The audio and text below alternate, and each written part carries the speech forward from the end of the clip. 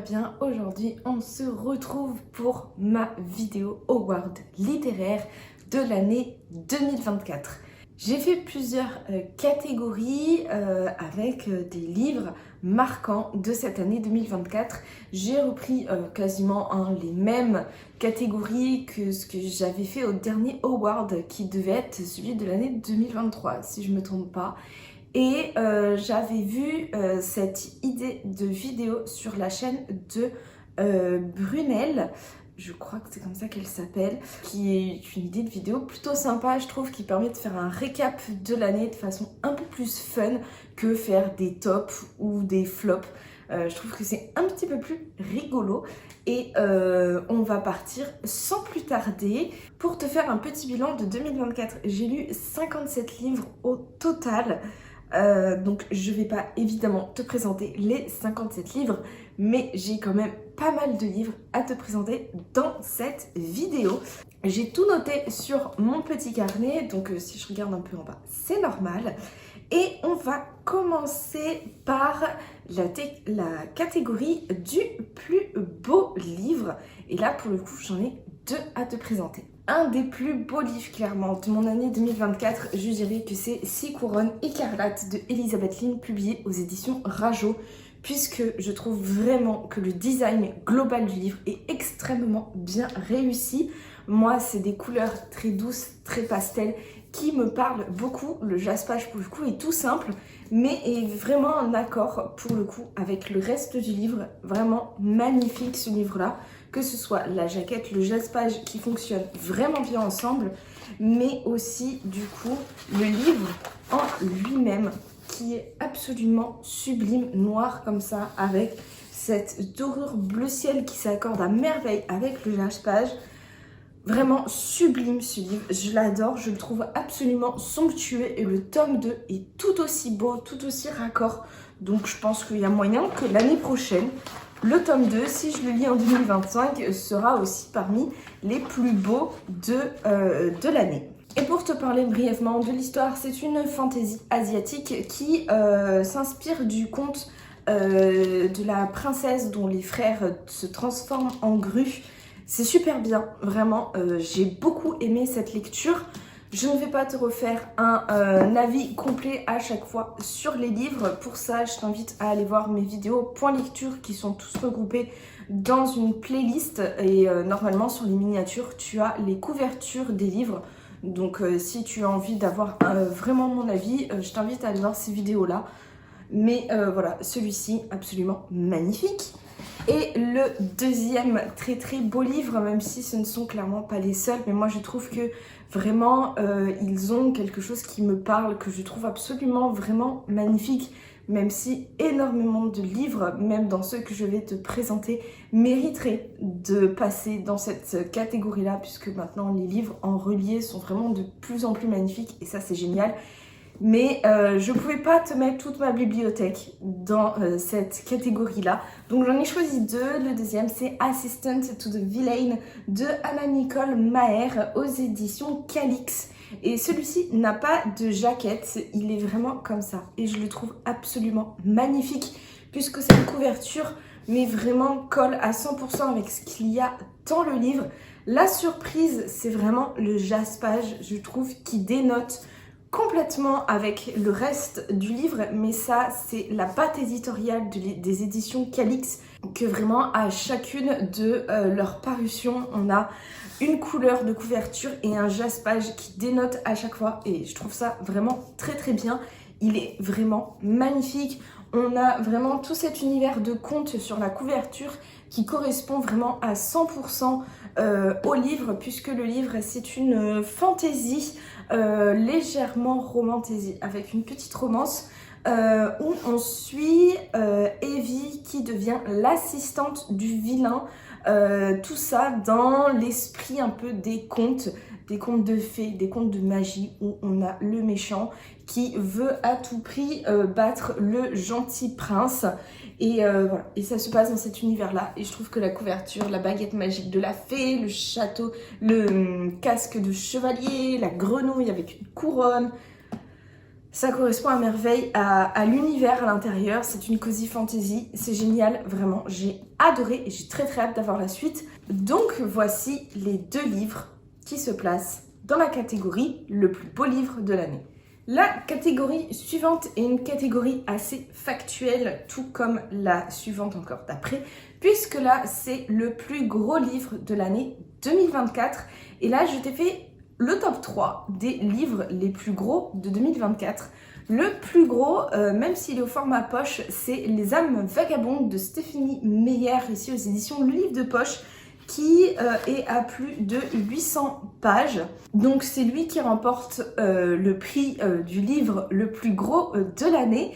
Et les 2 autres plus gros livres de l'année sont des livres dans une même saga, puisqu'il s'agit de Iron Flame et Force Wing. Force Wing est en 3e position, Iron Flame est le 2e plus gros livre lu. Ce sont vraiment des beaux bébés puisque celui-ci tourne autour des 700 pages et celui-ci autour des 600 pages. Donc vraiment des bonnes grosses briques.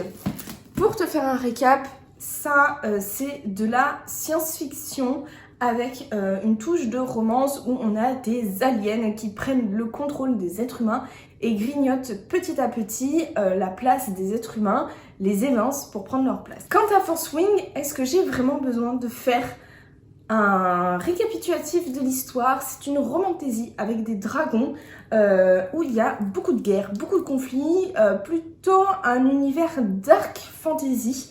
Mais vraiment super bien, pépite, très divertissant et on en entend tellement parler sur les réseaux que je vais m'arrêter là et par contre on les reverra peut-être dans une autre catégorie. Comme on a fait les plus gros livres, maintenant on va passer aux plus petits livres lus pendant 2024. J'en ai choisi 2, le plus petit vraiment qui est Sous les arbres de Dave aux éditions de la Gouttière, qui a été une lecture vraiment hyper doudou pour l'automne. C'est un album jeunesse absolument sublime. Je crois qu'il n'y a que 30 ou 42 pages. Voilà, donc vraiment pas énorme, mais c'était vraiment très cool. Comme quoi, la quantité ne fait pas forcément la qualité. Celui-ci était vraiment super bien. Et le 2e plus petit livre, c'est l'histoire du suppositoire qui voulait sauver Noël, écrit par Alex Vizorek et illustré par Caroline Allan, publié aux éditions Michel Lafon. Je t'en ai parlé dans ma précédente vidéo, donc je ne vais pas m'attarder dessus, mais en tout cas, très petit livre, mais très bien. La catégorie suivante, c'est le livre le plus surprenant de l'année 2024. Et là, j'avais envie de te parler de La promise au visage de fleurs de Roshani Chokshi aux éditions Sabran, qui est entre le thriller et le fantastique, qui est une histoire très particulière. La plume est vraiment très belle, mais pendant tout le roman, en fait, on se demande si on est vraiment dans un fantastique ou si on est dans un thriller, et le voile n'est jamais vraiment levé. On a toujours ce doute, même à la toute fin, on ne sait toujours pas vraiment dans quel genre littéraire exactement on est. Je crois qu'il est plutôt classifié comme thriller, mais moi je garde ce doute en fait. Est-ce que c'est pas vrai tout ce qui s'est passé? Est-ce qu'il n'y a pas quand même une pointe de surnaturel dans toute cette histoire? On ne sait pas, on ne saura jamais. Et j'ai trouvé que c'était vraiment cette dualité-là, cette particularité du roman qui faisait que pour moi ça a été une lecture surprenante de l'année. Je ne m'attendais absolument pas à ça, très clairement. Je ne sais pas à quoi je m'attendais clairement en le lisant, mais en tout cas cette expérience de lecture a été très agréable. J'ai vraiment beaucoup aimé quand même ce roman-ci, même si au final je ne sais toujours pas vraiment quel genre c'était, je ne sais toujours pas vraiment exactement ce que j'ai lu, mais ça fait partie de la surprise et vraiment j'ai bien aimé, j'ai passé un bon moment, donc c'était cool. Ici, on suit un jeune homme en fait qui épouse une jeune femme qui va se rendre compte qu'il ne connaît vraiment pas du tout très bien et qu'elle cache certaines choses et qu'elle a grandi dans un lieu très particulier. Et je n'en dis pas plus puisque vraiment tout tourne autour de cette jeune femme, de qui elle est, de qu'est-ce qu'elle a vécu vraiment. Et vraiment c'était super bien, j'ai vraiment passé un bon moment et ça m'a beaucoup surpris. Donc voici pourquoi il se retrouve dans cette catégorie. Une catégorie pour le coup que j'ai rajoutée cette année et que je me dis que pourquoi je n'ai pas rajouté avant, je ne sais pas. C'est le livre le plus touchant de 2024 et là, sans aucune hésitation, j'ai mis Mémoire de la forêt, le tome 3, L'esprit de l'hiver, écrit par Michael Brun-Arnaud et publié à l'École des loisirs. Évidemment, il se retrouve gagnant de cette catégorie-là puisqu'il m'a fait pleurer vraiment toutes les larmes de mon corps quand je l'ai lu, quand je l'ai terminé. C'était une histoire extrêmement belle, extrêmement touchante, comme c'est si bien le faire Michael Brun-Arnaud dans les tomes de Mémoire de la forêt. Celui-ci est vraiment très cruel, très triste et en même temps très doux, très bienveillant. Voilà, donc il m'a beaucoup fait pleurer, mais ça valait le coup, vraiment ça valait le coup. Et c'était vraiment, encore une fois, une lecture extrêmement touchante, extrêmement belle, extrêmement importante à lire aussi. C'est pareil, j'en ai parlé dans ma précédente vidéo, donc je vais pas m'appesantir dessus. Si tu veux en savoir plus, je t'invite à aller voir ma vidéo précédente. Ensuite, on va basculer un petit peu dans l'univers des sagas avec le meilleur premier tome de saga lu en 2024.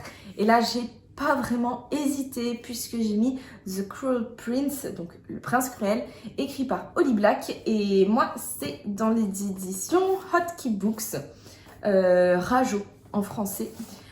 J'ai adoré, vraiment j'ai adoré, c'était incroyable ce premier tome, de découvrir l'univers, de découvrir les personnages, le plot twist à la fin, vraiment incroyable. J'ai adoré ce premier tome. Il donne un premier pas dans cet univers, dans cette saga vraiment incroyable. On n'a qu'une seule envie à la fin du premier tome, c'est d'enchaîner tout le reste. Et vraiment j'ai adoré. C'est pareil, c'est un livre qui est très courant sur les réseaux littéraires. Donc je ne vais pas t'en parler pendant des plombes. Ensuite, Jude, une humaine qui vit dans le monde des fées, dans le monde du petit peuple. Et tout ce qu'elle veut, c'est obtenir la place qui lui est due, la place qu'elle veut, la place où elle estime être en sécurité. Et évidemment, c'est au top du pouvoir, là où elle peut avoir une influence sur le roi. Et vraiment, c'était super bien. J'ai adoré les personnages, l'univers. C'était vraiment le meilleur premier tome de saga que j'ai lu cette année, même si clairement il était vraiment en très grosse rivalité avec au moins 2 autres livres. Mais lui, c'était vraiment incroyable. Vraiment super bien écrit en plus. L'anglais plutôt abordable, hein, hormis un vocabulaire du petit peuple un petit peu particulier, mais sinon très abordable, vraiment. Enfin, en tout cas, moi j'ai trouvé.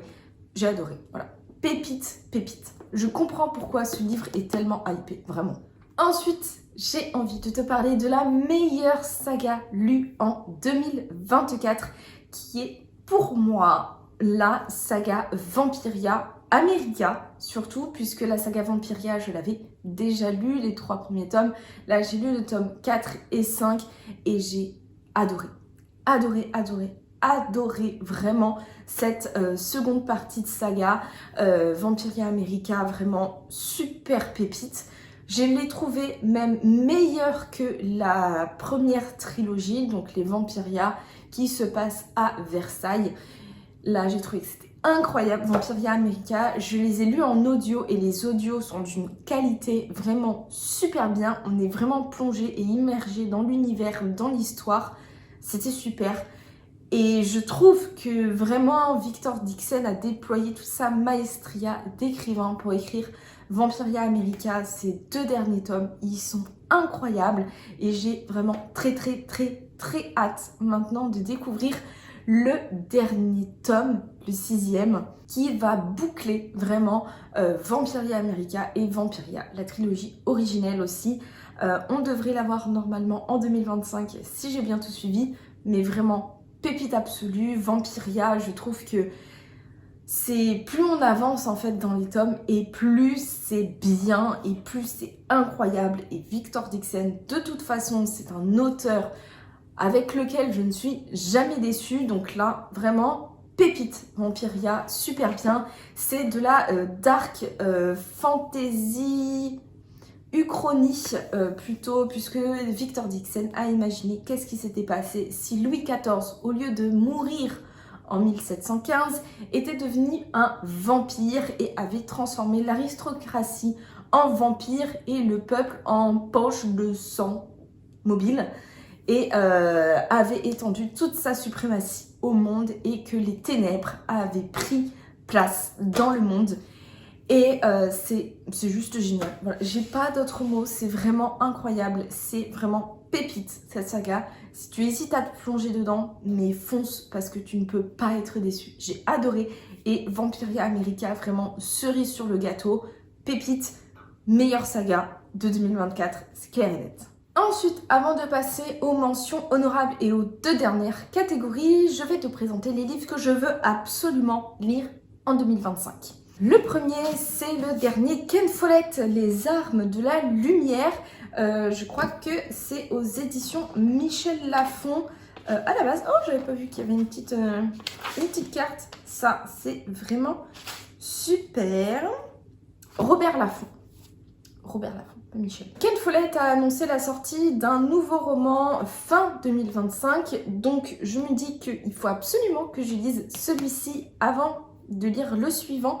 Sachant que celui-ci, ça se passe dans sa grande saga, si on peut dire, dans sa grande suite de romans qui concerne Kingsbridge.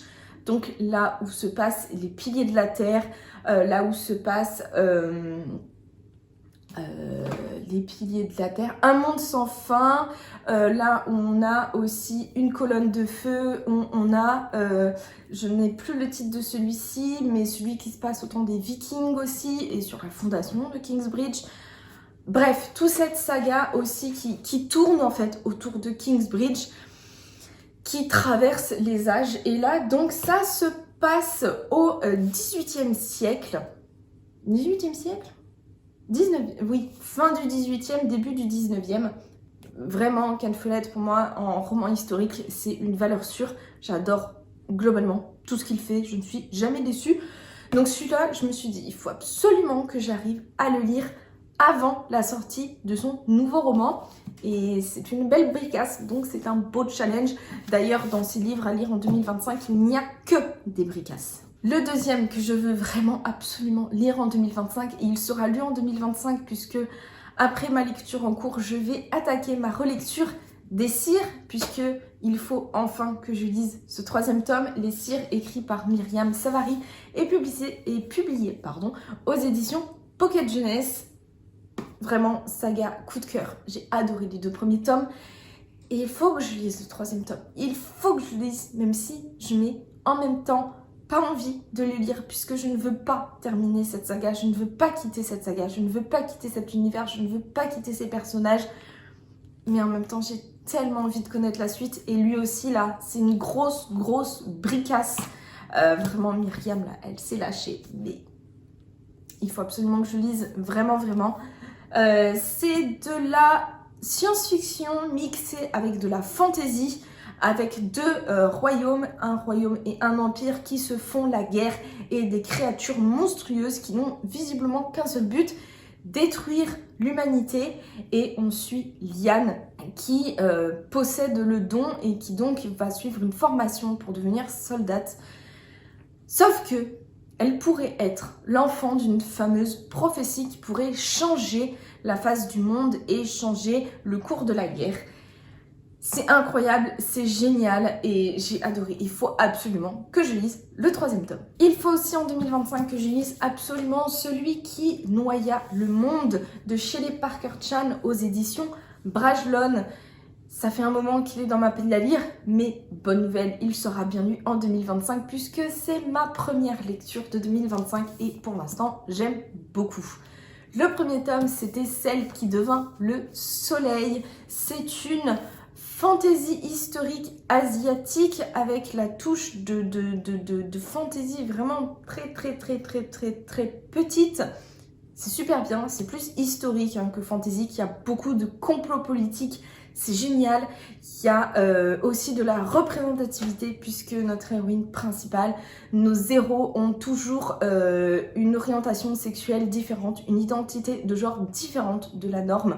Ça parle aussi beaucoup de ça et c'est génial, j'adore, vraiment pépite cette saga-là. C'est le deuxième et dernier tome. Je suis en train de le lire, donc je suis en train de remplir un de mes objectifs de 2025. Et ça, c'est plutôt cool. On passe maintenant aux mentions honorables quand même de 2024. Des livres qui n'ont pas été sélectionnés pour être dans les catégories, mais qui, je trouve, méritent quand même une petite mention dans ces awards. En tout premier lieu, évidemment, j'ai envie de mettre Dune, le tome 6 de Frank Herbert, aux éditions Robert Laffont dans la collection Ailleurs et Demain. Le dernier tome de la saga Dune, saga qui est vraiment un pilier de la science-fiction, qui a été merveilleusement bien adapté, en tout cas le premier tome, par Denis Villeneuve, dont le deuxième film est sorti début 2024. J'ai adoré cette saga de bout en bout, elle est juste incroyable, elle mérite tellement sa hype. Je ne vais pas tellement te faire un résumé, mais en gros, on a une planète où est produite l'épice qui permet justement de faire les voyages intergalactiques et qui est donc la denrée la plus précieuse du monde. Et tout le monde se bat évidemment pour avoir la main mise sur l'épice. Et c'était incroyable, ça parle de complot politique, de l'importance d'être au pouvoir, de connaître de l'influence du passé et du futur sur qui on est, de l'écologie aussi. Ça parle évidemment de plein de choses, de plein de sujets. C'est incroyable, c'est très dense à lire, c'est pas une lecture facile, mais elle est vraiment géniale. J'ai adoré. Et je suis triste de me dire que c'est fini. Il y a d'autres romans dans l'univers de Dune qui n'ont pas été écrits par Frank Herbert forcément. Je ne sais pas si je les lirai. J'ai envie de rester sur la saga originelle, tellement elle est incroyable. Mais mention honorable, voilà, pour ce dernier tome. J'ai aussi envie de te présenter une lecture pour le coup beaucoup plus légère, mais que j'ai trouvé très bien et qui m'a fait beaucoup de bien au moment où je l'ai lu. C'est Gwen and Art Are Not in Love de Lex Krutscher aux éditions Casterman. Là, on parle, c'est une revisite complète et absolue de la légende arthurienne, puisque Arthur n'est pas amoureux de Guenièvre, Guenièvre n'est pas amoureuse d'Arthur du tout, et peut-être qu'ils ont des orientations sexuelles vraiment très différentes de ce qu'on imagine dans la légende arthurienne. Peut-être que Lancelot n'est pas un homme non plus. Voilà, ça parle vraiment de toute cette thématique-là, d'accepter qui on est, d'accepter qui on aime et de vivre avec ça, de vivre heureux avec ça. Et vraiment super bien, j'ai adoré. Petite pépite qui fait tellement de bien à lire en été, c'est vraiment parfait. Voilà, c'était une lecture qui m'a fait beaucoup de bien, qui était très douce, très cocooning et très rafraîchissante aussi. Donc voilà, j'avais envie de la présenter aussi rapidement dans cette vidéo. J'ai aussi envie de parler de la saga Blackwater. Je n'ai plus les tomes avec moi puisque je les ai prêtés à ma mère qui a elle aussi terminé la saga. J'ai donc terminé la saga sur l'année 2024 et vraiment très bonne saga fantastique qui se passe aux États-Unis, saga familiale fantastique. C'est au niveau de ce qu'on en entend parler, vraiment c'est très bien écrit, très bien présenté. On découvre le personnage d'Elinor dans ce premier tome et on la suit tout au long de la saga, et vraiment incroyable, super bien, une fin vraiment superbe. Je t'ai fait aussi pareil le récap de ma lecture dans une vidéo point lecture, donc si tu vas aller voir, vas-y. Mais en tout cas, très bonne saga fantastique, vraiment super bien. Ensuite, on arrive aux deux catégories les plus importantes, avec la première catégorie qui est le pire livre ou la plus grosse déception de 2024. Le pire livre, et j'ai envie de dire que c'est peut-être pas peu dire, il s'agit du mystère des manchots, des pingouins. Alors déjà le titre, rien ne va puisque ce ne sont pas des pingouins dont on parle dans le roman, c'est des manchots. Et en plus après dans le roman, on parle bien de manchots. Mais pourquoi le titre, ça a été mis pingouin? Je ne sais pas. Bref, c'est un roman japonais écrit par Tomihiko Morimi et c'est aux éditions, je ne sais même pas, Inis. J'ai été attirée par cette très jolie couverture, pour le coup, avec plein de petits manchots à des lits partout, qui sont très mignons. Le pitch, vraiment, me donnait envie. Le résumé avait l'air bien. Voilà, une petite ville, des enfants qui vont à l'école et tout, et qui tombent sur des colonies de manchots au milieu de nulle part, qui semblent apparaître et disparaître de façon très étrange, et qui décident d'enquêter dessus. Sur le principe, ça avait l'air vraiment super bien. Ah, mais alors, j'ai lu même pas une centaine de pages. Franchement, c'était vraiment pas terrible. Dans le sens où, en soi, l'histoire, en elle-même, pourquoi pas. Mais le personnage principal est un petit garçon qui doit avoir 7 ou 8 ans, quelque chose comme ça, et qui a un ego et qui se prend pour l'être supérieur, pour un génie incroyable, alors qu'il ne connaît rien de rien à la vie, qui, parce que prend 2-3 notes sur sa life, se pense être le scientifique absolu, et qui a une obsession pour l'anatomie féminine, particulièrement déplacée pour un enfant de 7 ou 8 ans quand même. En fait, ça m'a vraiment mis mal à l'aise, parce que le personnage de l'enfant est vraiment beaucoup trop bizarre, beaucoup trop malsain. Et j'ai détesté vraiment cette ambiance-là, vraiment en fait malsaine. Cet enfant est malsain. Je dis pas tellement que c'est mal écrit, je dirais pas ça. Mais alors le personnage principal, mais en fait il fait flipper parce que aucun enfant dans le monde à cet âge-là n'est comme ça. Ce n'est pas possible, ça n'existe pas en fait. Enfin, ça m'a vraiment dégoûté, ça m'a mis extrêmement mal à l'aise. J'ai pas du tout apprécié.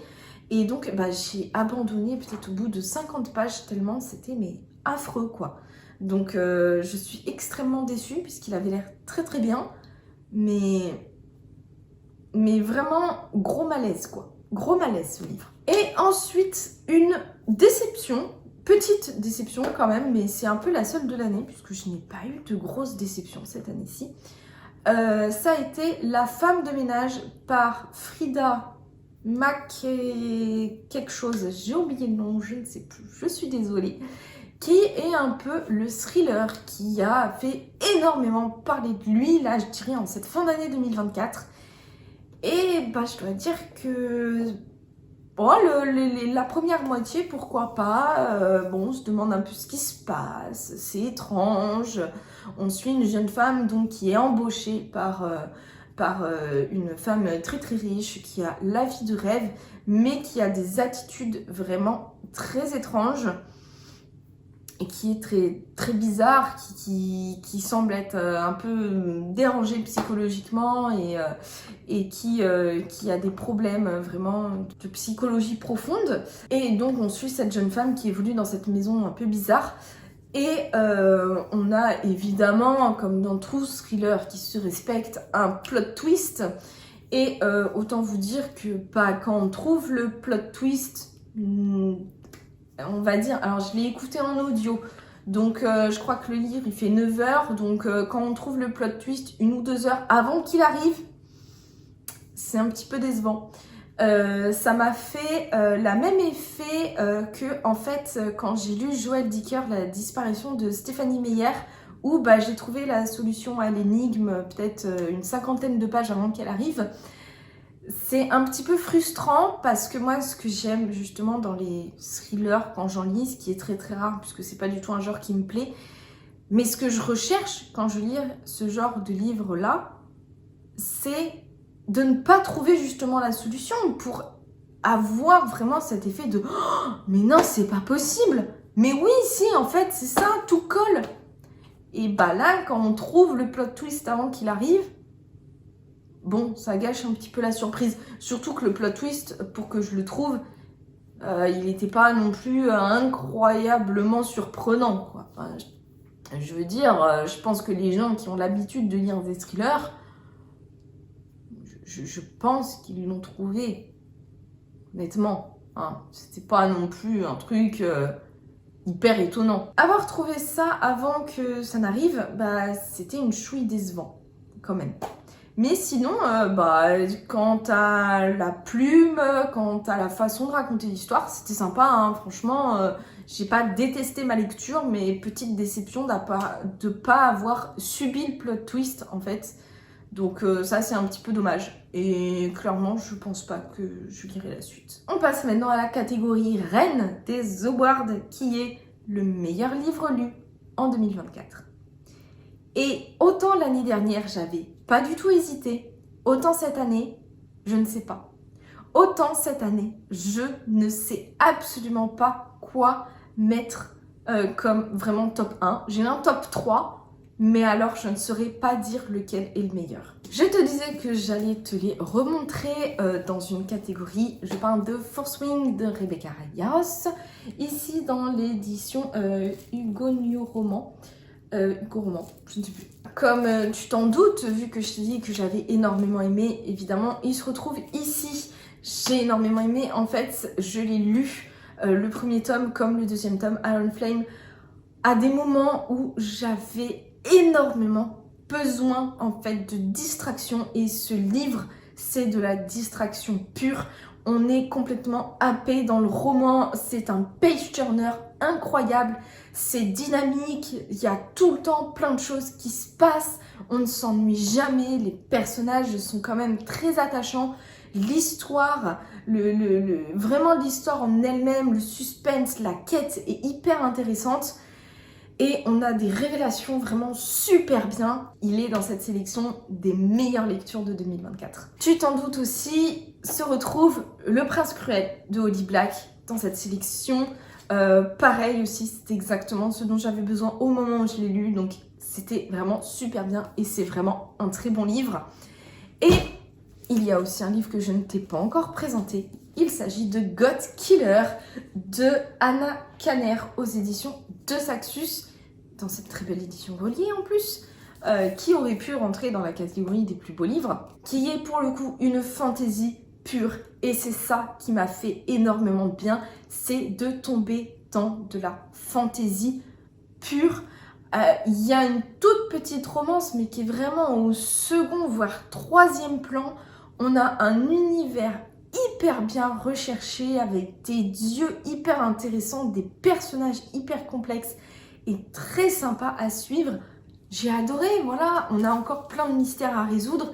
C'était un très bon premier tome de saga, je crois qu'il y a 3 tomes, un qui est déjà sorti et le 3e va arriver bientôt.